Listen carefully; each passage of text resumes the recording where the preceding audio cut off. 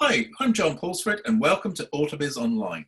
Today I'm talking to Wendy Williamson, the Chief Executive of the IAAF. This is an organisation that has done some great work representing the interests of the independent automotive aftermarket at EU level.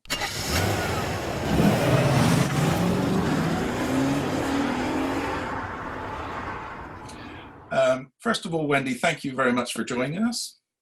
It's my pleasure. I wonder, could you explain a little about the work that the IAAF does and the activities that it is involved in protecting the interests of the independent sector?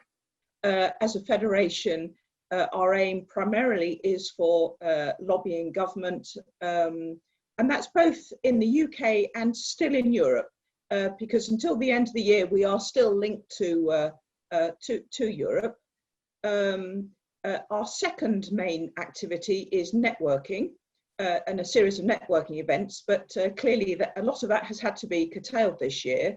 But thirdly, and most importantly, certainly in the last 6 months, has been communication. And we've really been working on overdrive to communicate all the relevant messages on COVID-19 throughout the crisis to all of us. One of your major campaigns has been opposing the introduction of a vehicle scrappage scheme. This is something that would be of major concern to Irish garages if it was ever introduced here. Could you outline some of the reasons for your opposition to such a scheme and what impact you feel it might have on the independent sector? Well, one of the things we're absolutely committed to is getting the economy kick-started. But we just don't think a scrappage scheme is the way about it. Yes, but lots of dealers will have cars sitting on their forecourts, but when you actually think that about 90% of cars, new cars which are sold in this country, are imported, and I think the figure in Ireland is even higher. It's 100%. Actually, who is that benefiting? So what we were promoting was to have other ways to kickstart the economy. And like a cut in VAT or something like that would benefit everybody across the sector. And the other thing is that in this crisis, there's going to be lots of people who've been furloughed, who sadly have lost their jobs. So they are going to be challenged economically, and we just didn't think it fair that you take out so many serviceable cars out of the marketplace. The last scrappage scheme was back in 2008, and that had the impact of taking out about 400,000 perfectly good vehicles from the marketplace. Now, arguably, with emissions so much more in the fall these days compared to going back 12 years ago, you could take the same argument, but given that we've had Euro 6 cars being sold for the last few years, the same arguments do not persist. So they were the main reasons, and it was very pleasing. I got a letter confirming from the government last month that they were not planning to go ahead with one, always with a caveat at this stage, but that I think is been put to bed for the time being. It is a concept that you will be vigilant about, I take it, and absolutely might come back in the future. With my cynical hat on, sometimes I just regard them as marketing campaigns for the dealers to get rid of some of the vehicles.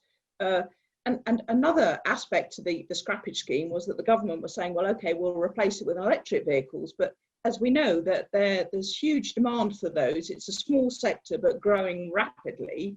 But there just wouldn't have been enough cars to fulfill a scrappage scheme of if they were to replace those vehicles with electric ones.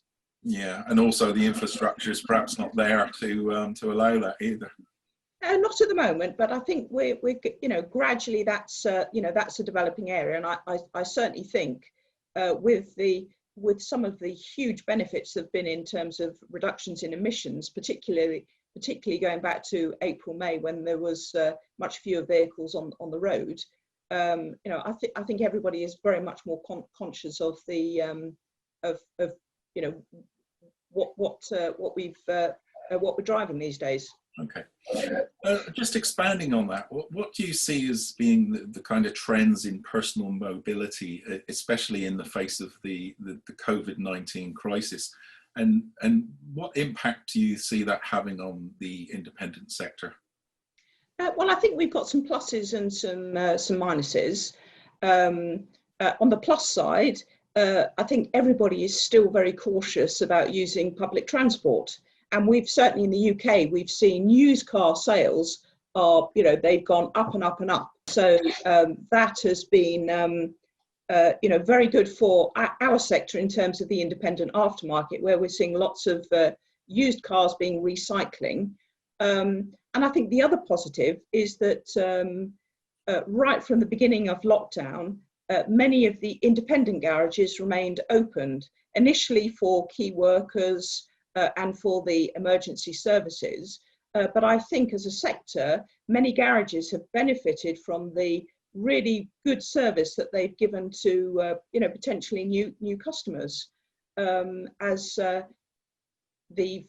many of the workshops in the franchised sector struggled to open because they were because of the retail element where they were not allowed. So that's a positive.